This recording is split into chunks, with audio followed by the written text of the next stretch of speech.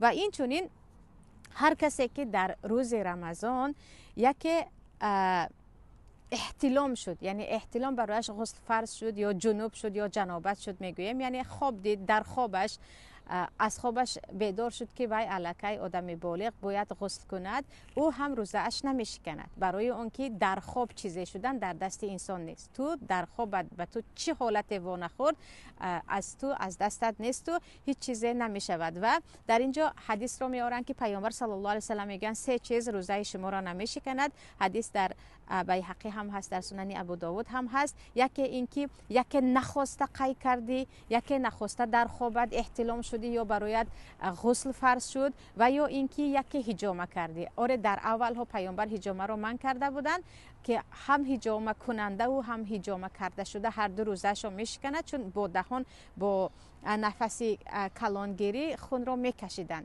در زمان پیش هجامه طریقش از طریقه شخ ماندن و با دهان با نفسگیری بود. پیامبر هر دو رو من کرده بودند و بعدن خودشان هجامه کردن که یعنی این مسئله حکمش از بین رفت. و در این حدیث پیامبر میگن این 3 چیز، یکی شما نخواسته خودتون نخواسته قی کردید یعنی پرتافتید، یا اینکه در خوابتان برایتان غسل فرض شد و این چنین یک هجامه کردید روزه اتان نمیشکند. و این چنین یک با شهوت مثلا شوهر به زنش نگاه کرد و به یگان نزدیکی در دستش نبود برایش غسل فرض شد، این وقت هم روزه اش نمیشکند. و این چنین از مسئله های روزه را نشکستن یگان نمود روغن به بدن مالیدن، یعنی به رویش یگان خیلی روغن مالید، روغن زیتون که در زمان پیامبر زیادی می مالیدن، یا یگان روغن یگان چیزی به بدن مالیده شد، یا کرم در زمان حاضر یا ملهم مالیده شد، روزه نمیشکند. که کمی بعد در این باره صحبت میکنند.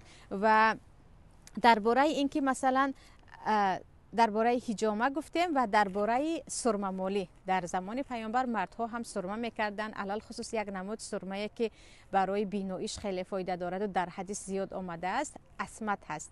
سرمه اسمت که میتوانید این رو در کسایی که به حج میروند پیداش کنند، خیلی برای هم درد چشم و هم چشمای خیره فایده دارد. پیامبر صلی الله علیه و سلم اسمت رو برای درد چشم شفا گفتگی هستند. و سرمه به چشم مالیده شد، یکی به داخل خواهی نخواهی چیز می درآید، پارچه هایش ذرچه هایش می درآید، روزه رو نمیشکند. و ابو حنیفه در مذهب ابو حنیفه رحمت الله علیه میگن هر چیزی که به چشم داخل شد از چشم به معده اصلا نمی رود، یا از چشم به بینی از طریقه بینی به معده نمی رود. و چشم راست به معده انسان راه ندارد که تو از چشمت چیزی اگر ریختی یا مالیدی به معده رود. برای همین سرمه هم روزه شما رو نمیشکند.